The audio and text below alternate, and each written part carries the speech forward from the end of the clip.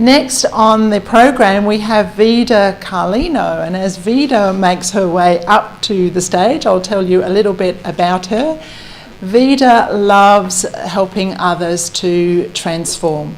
She loves her family, and she's brought along her husband and her sister here tonight. And Vida's mantra is inspiration, authentic experience. And Vida's also new to storytelling and is very, very brave. Although she does a lot of speaking, storytelling is quite different. And she is going to share with us a transformational story called I Had a Plan and the Plan Changed.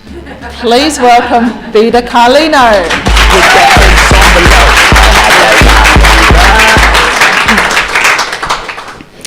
In the summer of 77, I was 17, my brother Mick was 15, and we put on our backpacks to start our journey all the way to Melbourne. We said goodbye to Mum, walked down the front steps, and put out our thumbs. This was very exciting for the both of us, for neither of us had been further than our auntie's house in Bunbury. But we had a plan. We're going to hitchhike to Melbourne, meet up with my girlfriend Linda, have a great journey, maybe even connect with my boyfriend Dom, and then we'd come home. Now this was before mobile phones, teller machines, internet, Facebook, or luggage with wheels.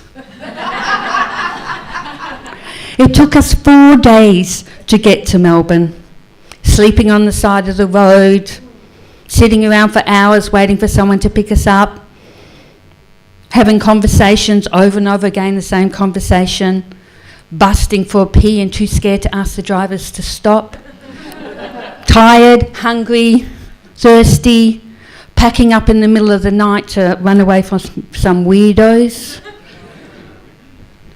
Being naive gave us a lot of courage, a lot. We finally reached Melbourne and then to St Kilda to my friend Linda, who was living in this apartment block full of people on the edge, colourful, extreme, drugged out of their brains and desperate. My brother Mick was very clear when he said, I'm out of here, I'm not hanging around with these deadbeats and you should come with me. I thought about it. It made sense. I could go back, go to uni, be with all my friends, do the normal thing. But I wasn't that sensible. So the plan changed. Mick went home. Linda, I and her fellow David went to Mildura, the only place that we knew of where young, unskilled, broke teenagers could get work. We got a job quickly picking grapes. They supplied accommodation, which was fab. We cooked together, we talked philosophy, we solved the problems of the world, we listened to Dylan, Marley, Bowie and all the greats, and then during the day we picked grapes. I managed to get a message to Dom, my boyfriend, and this was really challenging because he didn't have a phone at home and I had to walk miles to a phone box. But he was coming over, he was hitching from Perth and was going to meet me at the vineyard. I didn't know what day or what time, but he was definitely coming. We had a plan. The problem with this plan was we were crap grape pickers. And in a very short period of time, we got sacked. And the plan changed again. With $40 between us, Linda and David took 20 and went back to Melbourne. I booked into a boarding house, and each day I hitchhiked out to the vineyard and waited and waited and waited and waited for Dom to come. After several days of waiting, my hopes faded.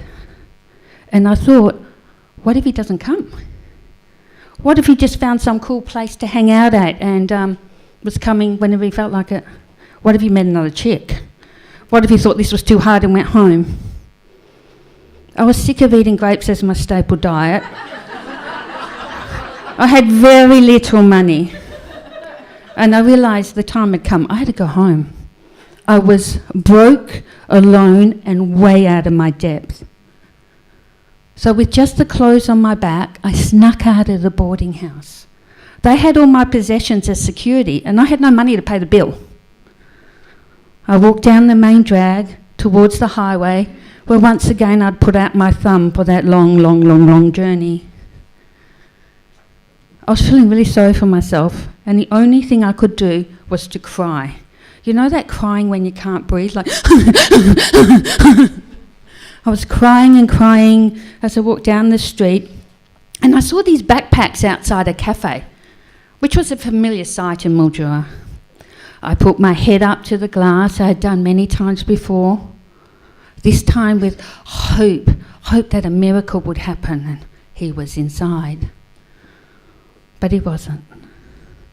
As I turned and started to walk towards the highway, the despair got so big. I was like, how am I ever going to do this on my own, that whole trip, with no money, no possessions?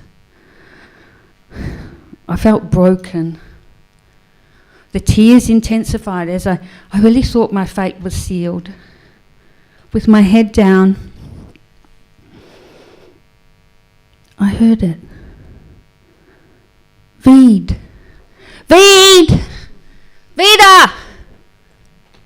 Was I dreaming? I turned around and there he was. Dom had arrived. I remember that moment when my life changed forever. We started a journey that we've been on for 40 years and that we're still on. I had a plan and the plan changed.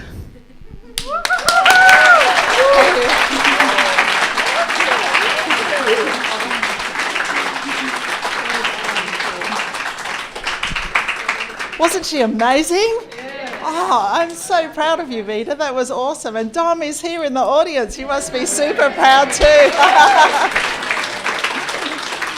I bet Dom's glad that he made it too. Awesome. That's fabulous.